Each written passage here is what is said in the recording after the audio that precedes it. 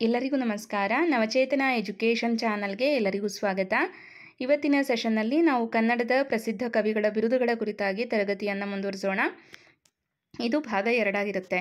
ಭಾಗ 1ರಲ್ಲಿ ನಾವು ಒಟ್ಟು 15 ಪ್ರಶ್ನೋತ್ತರಗಳನ್ನು ಚರ್ಚೆ ಮಾಡಿದ್ದೀವಿ. ಇವತ್ತಿನ ಸೆಷನ್ನಲ್ಲೂ ಕೂಡ 15ರಿಂದ 16 ಪ್ರಶ್ನೋತ್ತರಗಳನ್ನು ಪಟ್ಟಿ ಮಾಡಿದ್ದೀನಿ. ಪ್ರತಿ ಪ್ರಶ್ನೆಯೂ ಕೂಡ ಬಹು ಆಯ್ಕೆಯ ಪ್ರಶ್ನೋತ್ತರಗಳಾಗಿದ್ದು ವಿವರಣೆಯನ್ನು ಒಳಗೊಂಡಿರುತ್ತೆ. ಓಕೆ, ಸೊ ಹೆಚ್ಚಿನ ಅಂಶಗಳನ್ನು ಅಭ್ಯಾಸ ಮಾಡಲಿಕ್ಕೆ ಅನುಕೂಲ ಆಗಲಿ ಅಂತ ಹೇಳಿ ಪ್ರತಿ ಪ್ರಶ್ನೆಗೂ ಕೂಡ ವಿವರಣೆಯನ್ನು ಕೊಡುವಂತಹ ಪ್ರಯತ್ನವನ್ನು ಮಾಡಿದ್ದೀನಿ. ಸೊ ಇವತ್ತಿನ ತರಗತಿ ಪ್ರಶ್ನೆ ಸಂಖ್ಯೆ 16ರಿಂದ ಆರಂಭ ಆಗುತ್ತೆ. ಹಿಂದಿನ ತರಗತಿಯನ್ನು ಇದುವರೆಗೂ ನೋಡಿಲ್ಲ ಅಂದರೆ ಅದನ್ನು ಕೂಡ ನೋಡ್ಕೊಳ್ಳಿ. ಅದು ನಿಮಗೆ ಮುಂದೆ ಬರುವಂತಹ ಎಲ್ಲ ಸ್ಪರ್ಧಾತ್ಮಕ ಪರೀಕ್ಷೆಗೆ ಹೆಲ್ಪ್ ಆಗುತ್ತೆ. ಓಕೆ, ಸೊ ಇವತ್ತಿನ ತರಗತಿಯನ್ನು ಆರಂಭ ಮಾಡೋಣ. ಪ್ರಶ್ನೆ ಸಂಖ್ಯೆ 16. ಕವಿರಾಜ ಹಂಸ ಎಂಬ ಬಿರುದು ಹೊಂದಿರುವ ಕವಿ ಯಾರು ಅಂತ ಇದೆ. ಆಪ್ಷನ್ ಕುಮಾರ ವಾಲ್ಮೀಕಿ, ಭೀಮಕವಿ, ಷಡಕ್ಷರಿ, ತಿರುಮಲಾರ್ಯ ಅಂತ ಇದೆ. ಸರಿಯಾದಂತಹ ಉತ್ತರ ಕವಿರಾಜ ಹಂಸ ಅನ್ನುವಂತಹ ಬಿರುದು ಕುಮಾರ ವಾಲ್ಮೀಕಿಗೆ ಇರುವಂಥದ್ದು. ಓಕೆ, ಕವಿರಾಜ ಹಂಸ ಅಂತ ಬಿರುದನ್ನು ಹೊಂದಿದ ಕವಿ ಯಾರು ಅಂದರೆ ಕುಮಾರ ವಾಲ್ಮೀಕಿ. ವಿವರಣೆಯನ್ನು ನೋಡೋಣ. ಕುಮಾರ ವಾಲ್ಮೀಕಿ ಇವನ ನಿಜನಾಮ ನರಹರಿ. ಈತನಿಗೆ ಕವಿರಾಜ ಹಂಸ ಎಂಬ ಬಿರುದು ಇದೆ. ಈತನು ತೊರವೆ ರಾಮಾಯಣ ಅನ್ನುವಂಥ ಕೃತಿಯನ್ನು ಭಾಮಿನಿ ಷಟ್ಪದಿಯಲ್ಲಿ ರಚನೆ ಮಾಡಿದ್ದು. ಇದು ರಾಮಾಯಣದ ಕಥಾಹಂದರವನ್ನು ಒಳಗೊಂಡಿದೆ. ಈತನ ಮತ್ತೊಂದು ಕಾವ್ಯ ಯಾವುದು ಅಂದರೆ ಐರಾವಣ ಕಾಳಗ. ಓಕೆ, ಐರಾವಣ ಕಾಳಗ ಮತ್ತು ತೊರವೆ ರಾಮಾಯಣ ಅನ್ನುವಂಥ ಕೃತಿಯನ್ನು ಬರೆದವರು ಯಾರು ಅಂತ ಪ್ರಶ್ನೆ ಆದರೆ ಕುಮಾರ ವಾಲ್ಮೀಕಿ ಅನ್ನೋದು ಸರಿಯಾದ ಉತ್ತರ ಆಗುತ್ತೆ. ಈತನ ನಿಜನಾಮ ನರಹರಿ ಮತ್ತು ಈತನಿಗೆ ಇದ್ದಂತಹ ಬಿರುದು ಕವಿರಾಜ ಹಂಸ. ಓಕೆ, ಸೊ ನೆಕ್ಸ್ಟ್ 17ನೇ ಪ್ರಶ್ನೆ. ಕರ್ನಾಟಕ ಸಂಗೀತ ಪಿತಾಮಹ ಎಂದು ಯಾರನ್ನ ಕರೆಯುತ್ತಾರೆ? ಬಹಳಷ್ಟು ಬಾರಿ ಈ ಪ್ರಶ್ನೆ ಆಗಿದೆ. ಆಪ್ಷನ್ ಕನಕದಾಸ, ವಾದಿರಾಜ, ಬಸವಣ್ಣ, ಪುರಂದರದಾಸ ಅಂತ ಇದೆ. ಸೊ ಇದಕ್ಕೆ ಸರಿಯಾದಂಥ ಉತ್ತರ ಪುರಂದರದಾಸರು. ಪುರಂದರದಾಸರನ್ನು ನಾವು ಕರ್ನಾಟಕ ಸಂಗೀತ ಪಿತಾಮಹ ಅಂತ ಕರಿತೀವಿ. ವಿವರಣೆಯನ್ನು ನೋಡೋಣ. ಗಣಪತಿಯ ಸ್ತುತಿಯಾದ ಪಿಳ್ಳಾರಿ ಗೀತೆಗಳ ಮೂಲಕ ಕರ್ನಾಟಕ ಸಂಗೀತ ಪಿತಾಮಹ ಎಂದು ಇವರ ಕೀರ್ತನೆಗಳ ಅಂಕಿತ ಪುರಂದರ ವಿಠಲ ಅನ್ನುವಂತಹ ಅಂಕಿತದಿಂದ ಇವರು ಕೀರ್ತನೆಗಳನ್ನು ಬರೆದಿದ್ದಾರೆ. ಪುರಂದರದಾಸರ ಪೂರ್ವದ ಹೆಸರೇನು ಅಂದರೆ ಶ್ರೀನಿವಾಸ ನಾಯಕ. ಇವರ ಕೀರ್ತನೆಗಳು ಶ್ರೀಕೃಷ್ಣನ ಬಾಲಲೀಲೆಗಳನ್ನು ಮತ್ತು ವಾತ್ಸಲ್ಯದ ಭಾವದ ಗೀತೆಗಳನ್ನು ಒಳಗೊಂಡಿದೆ. ಓಕೆ, ಸೊ ಇಲ್ಲಿ ಪುರಂದರ ವಿಠಲ ಅಂಕಿತ ನಾಮ, ಇದನ್ನು ನೆನ್ಪಿಟ್ಕೊಡಿ. ಮತ್ತು ಇವರ ಪೂರ್ವದ ಹೆಸರು ಶ್ರೀನಿವಾಸ ನಾಯಕ. ಕರ್ನಾಟಕ ಸಂಗೀತ ಪಿತಾಮಹ ಅಂತ ನಾವು ಇವರನ್ನು ಗುರುತಿಸ್ತೀವಿ. ನೆಕ್ಸ್ಟ್ 18ನೆಯ ಪ್ರಶ್ನೆ. ಸರಸ ಸಾಹಿತ್ಯದ ವರದೇವತೆ ಎಂದು ಯಾರನ್ನು ಕರೆಯುತ್ತಾರೆ? ಆಪ್ಷನ್ ಅತ್ತಿಮಬ್ಬೆ, ಸಂಚಿಯ ಹೊನ್ನಮ್ಮ, ಅಕ್ಕ ಮಹಾದೇವಿ, ಮಂಜುಳಾ ಅಂತ ಇದೆ. ಸರಿಯಾದಂತಹ ಉತ್ತರ ಸಂಚಿ ಹೊನ್ನಮ್ಮ. ಸಂಚಿ ಹೊನ್ನಮ್ಮನನ್ನು ನಾವು ಸರಸ ಸಾಹಿತ್ಯದ ವರದೇವತೆ ಅಂತ ಗುರುತಿಸ್ತೀವಿ. ಈಕೆಗೆ ಇದ್ದಂತಹ ಬಿರುದದು. ವಿವರಣೆಯನ್ನು ನೋಡೋಣ. ಸರಸ ಸಾಹಿತ್ಯದ ವರದೇವತೆ ಎಂಬ ಬಿರುದಿಗೆ ಪಾತ್ರವಾಗಿರುವ ಸಂಚಿಯ ಹೊನ್ನಮ್ಮ ಕನ್ನಡ ಸಾರಸ್ವತ ಲೋಕದ ಕವಿಯತ್ರಿಯರಲ್ಲಿ ಪ್ರಮುಖರು. ಇವರು ರಚಿಸಿದ ಪ್ರಮುಖ ಗ್ರಂಥ ಹದಿಬದೆಯ ಧರ್ಮ. ಇದು ಸಾಂಗತ್ಯ ಕೃತಿ. ಸೊ ಇದು ಕೂಡ ಕೇಳಿದ್ದಾರೆ ಪ್ರಶ್ನೆ. ಹದಿಬದೆಯ ಧರ್ಮ ಇದು ಯಾವ ಒಂದು ಬಗೆಯಲ್ಲಿ ರಚನೆ ಆಗಿರೋದು ಅಂತ ಅಂದರೆ ಸಾಂಗತ್ಯ ಅನ್ನೋದು ನಮ್ಮ ಉತ್ತರ ಆಗಿರಬೇಕು. ಹದಿಬದೆಯ ಧರ್ಮ ಕಾವ್ಯದಲ್ಲಿ ಪತಿವೃತ್ತ ಸ್ತ್ರೀಯ ಧರ್ಮವು ವಿಶದವಾಗಿ ರೂಪಿತವಾಗಿದೆ. ಓಕೆ, ಸೊ ಇದು ಈ ಒಂದು ಪ್ರಶ್ನೆಗೆ ಸಂಬಂಧಪಟ್ಟಂತಹ ವಿವರಣೆ ಆಗಿರುತ್ತೆ. ಓಕೆ, ಹದಿಬದೆಯ ಧರ್ಮ ಅನ್ನುವಂತಹ ಕೃತಿಯನ್ನು ರಚನೆ ಮಾಡಿರೋರು ಯಾರು ಅಂತ ಪ್ರಶ್ನೆ ಆಗಿರ್ಬೋದು, ಅಥವಾ ಇದು ಯಾವ ಒಂದು ಬಗೆಯಲ್ಲಿ ಯಾವ ವಿಧದಲ್ಲಿ ರಚನೆಯಾಗಿದೆ, ಯಾವ ಕಾವ್ಯ ಪ್ರಕಾರ ಅಂತ ಪ್ರಶ್ನೆ ಆಗ್ಬೋದು. ಇದು ಸಾಂಗತ್ಯದಲ್ಲಿ ರಚನೆ ಆಗಿರುವುದು. ಅನಂತರ ಸರಸ ಸಾಹಿತ್ಯದ ವರದೇವತೆ ಅನ್ನುವಂಥ ಬಿರುದು ಯಾವ ಕವಿಯತ್ರಿಗೆ ಇದೆ ಅಂತ ಅಂದರೆ ಅದು ಸಂಚಿ ಹೊನ್ನಮ್ಮಳಿಗೆ ಇರುವಂತಹ ಬಿರುದಾಗಿರುತ್ತೆ. ನೆಕ್ಸ್ಟು 19ನೆಯ ಪ್ರಶ್ನೆ. ಕನ್ನಡದ ವರ್ಡ್ಸ್ವರ್ತ್ ಎಂಬ ಬಿರುದನ್ನು ಹೊಂದಿರುವ ಕವಿ ಯಾರು? ಆಪ್ಷನ್ ಕುವೆಂಪು, ದ ರಾ ಬೇಂದ್ರೆ, ವಿನಾಯಕ, BM ಶ್ರೀ ಅಂತ ಇದೆ. ಸರಿಯಾದಂಥ ಉತ್ತರ ಕುವೆಂಪು. ಕನ್ನಡದ ವರ್ಡ್ಸ್ವರ್ತ್ ಅಂತ ನಾವು ಕುವೆಂಪು ಅವರನ್ನು ಗುರುತಿಸ್ತೀವಿ. ವಿವರಣೆಯನ್ನು ನೋಡೋಣ. ಕುವೆಂಪು ಇವರ ಪೂರ್ಣ ಹೆಸರು ಕುಪ್ಪಳ್ಳಿ ವೆಂಕಟಪ್ಪ ಪುಟ್ಟಪ್ಪ. ಕನ್ನಡದ ಮೊದಲ ಜ್ಞಾನಪೀಠ ಪ್ರಶಸ್ತಿ ಪಡೆದವರು ಯಾವ ಇಸ್ವಿ ಅಂದರೆ 1967ರಲ್ಲಿ. ಮತ್ತು ಎರಡನೆಯ ರಾಷ್ಟ್ರಕವಿ 1964ರಲ್ಲಿ. ಇವರನ್ನ ಎರಡನೆಯ ರಾಷ್ಟ್ರಕವಿ ಅಂತ ಗುರುತಿಸ್ತೀವಿ. ಸೊ ಹಾಗಾದರೆ ಮೊದಲನೆಯ ರಾಷ್ಟ್ರಕವಿ M ಗೋವಿಂದ ಪೈ.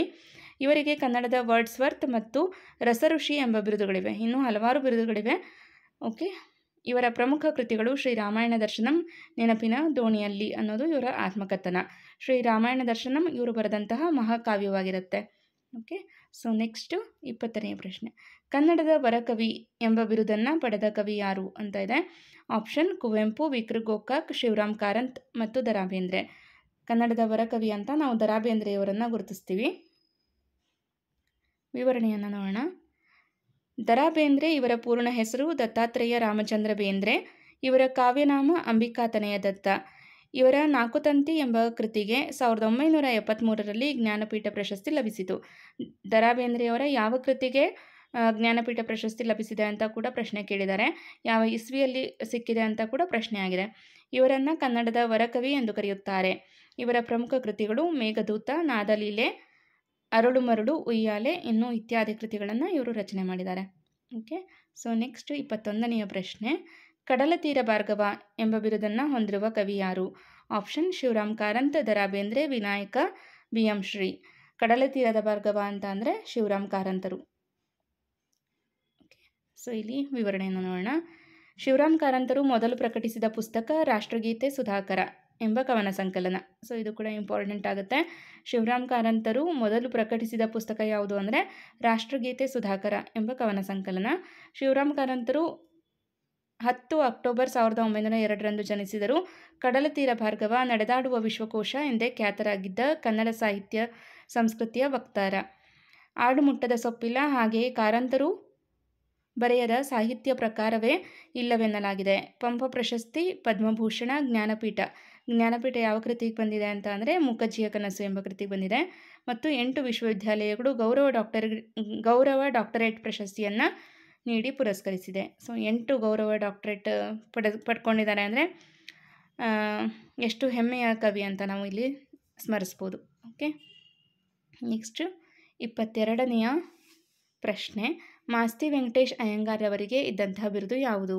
ಆಪ್ಷನ್ ಕನ್ನಡದ ಶ್ರೀನಿವಾಸ, ಕನ್ನಡದ ಆಸ್ತಿ, ಕನ್ನಡದ ಮೇಷ್ಟ್ರು, ಕವಿವಲ್ಲಭ ಅಂತ ಇದೆ. ಮಾಸ್ತಿ ಕನ್ನಡದ ಆಸ್ತಿ, ಹೌದಾ? ಹಾಗಾಗಿ ಆಪ್ಷನ್ ಬಿ ಸರಿಯಾದಂಥ ಉತ್ತರ. ವಿವರಣೆಯನ್ನು ನೋಡಿ. ಮಾಸ್ತಿ ಕನ್ನಡದ ಆಸ್ತಿ ಎಂದೇ ಜನಪ್ರಿಯರಾಗಿದ್ದವರು. ಮಾಸ್ತಿ ವೆಂಕಟೇಶ್ ಅಯ್ಯಂಗಾರ್ ಇವರು ಚಿಕ್ಕವೀರರಾಜೇಂದ್ರ ಎಂಬ ಕೃತಿಗೆ 1983ರಲ್ಲಿ ಜ್ಞಾನಪೀಠ ಪ್ರಶಸ್ತಿಯನ್ನು ಪಡ್ಕೊಂಡಿದ್ದಾರೆ. ಇವರು ರಚಿಸಿದಂತಹ ಪ್ರಮುಖ ಕೃತಿಗಳು ಶ್ರೀರಾಮ ಪಟ್ಟಾಭಿಷೇಕ, ಗೌಡರ ಮಲ್ಲಿ, ರಾಮನವಮಿ, ತಾವರೆ ಮಲಾರ ನವರಾತ್ರಿ, ಒಂದು ಹಳೆಯ ಕತೆ. ಸೊ ಇದಿಷ್ಟು ಇವರ ಪ್ರಮುಖ ಕೃತಿಗಳು. ಸೊ ಕನ್ನಡದ ಆಸ್ತಿ ಅಂತ ನಾವು ಯಾರನ್ನು ಗುರುತಿಸ್ತೀವಿ ಅಂತ ಅಂದರೆ ಮಾಸ್ತಿ ವೆಂಕಟೇಶ್ ಅಯ್ಯಂಗಾರ್ ಅವರನ್ನು. ಓಕೆ. ಸೊ ನೆಕ್ಸ್ಟು ಕನ್ನಡದ ಕಣ್ವ ಎಂದು ಯಾರನ್ನು ಕರೆಯುತ್ತಾರೆ? ಕನ್ನಡದ ಕಣ್ವ ಅಂತ ನಾವು ಬಿ.ಎಂ. ಶ್ರೀ ಅವರನ್ನು ಕರೆಯೋದು. ಸೊ ಇಲ್ಲಿ ವಿವರಣೆಯನ್ನು ನೋಡೋಣ.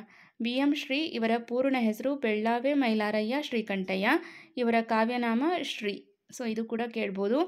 ಬಿ.ಎಂ. ಶ್ರೀಕಂಠಯ್ಯನವರ ಕಾವ್ಯನಾಮ ಯಾವುದು ಅಂತ, ಅಥವಾ ಶ್ರೀ ಅನ್ನುವಂತಹ ಕಾವ್ಯನಾಮ ಯಾವ ಕವಿಯದ್ದು ಅಂತ ಕೂಡ ಪ್ರಶ್ನೆ ಕೇಳ್ಬೋದು. ಇವರನ್ನು ಕನ್ನಡದ ಕಣ್ವ ಎಂದು ಕರೆಯುತ್ತಾರೆ. ಹಾಗೂ ನಾಲ್ವಡಿ ಕೃಷ್ಣರಾಜ ಒಡೆಯರ್ ಅವರಿಂದ ರಾಜ ಸೇವಾಸಕ್ತ ಎಂಬ ಬಿರುದನ್ನು ಕೂಡ ಇವರು ಪಡ್ಕೊಂಡಿದ್ದಾರೆ.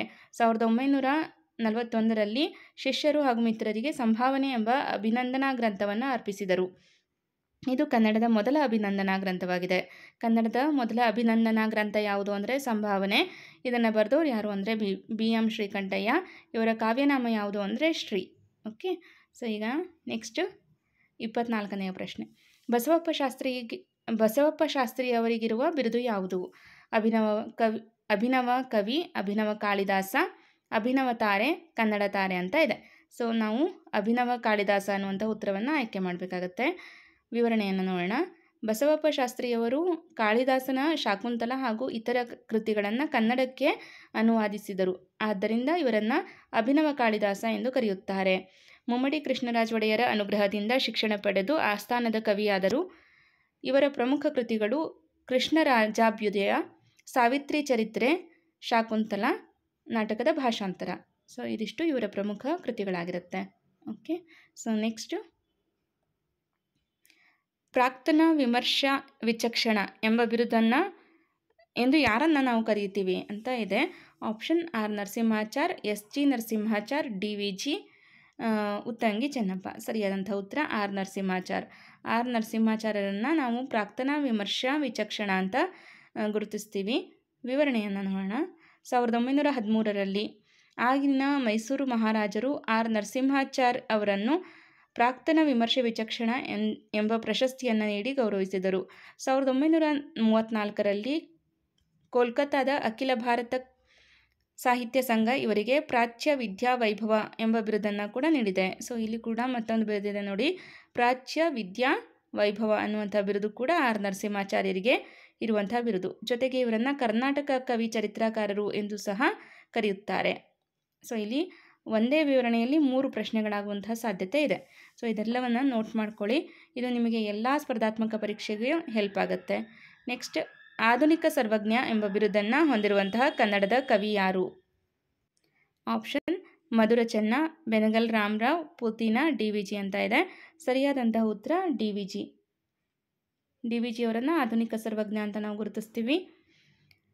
ವಿವರಣೆಯನ್ನು ನೋಡೋಣ. DVG ಇವರ ಪೂರ್ಣ ಹೆಸರು ದೇವನಹಳ್ಳಿ ವೆಂಕಟರಮಣಯ್ಯ ಗುಂಡಪ್ಪ. ಮಂಕುತಿಮ್ಮನ ಕಗ್ಗ ಇದರಲ್ಲಿ ಜೀವನ ಅನುಭವದ ರಸಪಾಕ ಸೂತ್ರ ರೂಪವಾಗಿ ಹೊರಹೊಮ್ಮಿದೆ.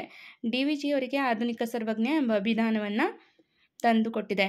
ಪ್ರಮುಖ ಪದ್ಯಕಾವ್ಯಗಳು ಯಾವುದು ಅಂದರೆ ಶ್ರೀರಾಮ ಪರೀಕ್ಷಣಂ, ಅನಂತಪುರ ಗೀತೆ, ಅನಂತರ ಗೀತ ಶಾಕುಂತಲ. ಇದಿಷ್ಟು ಇವರ ಪ್ರಮುಖ ಕಾವ್ಯಗಳಾಗಿರುತ್ತೆ.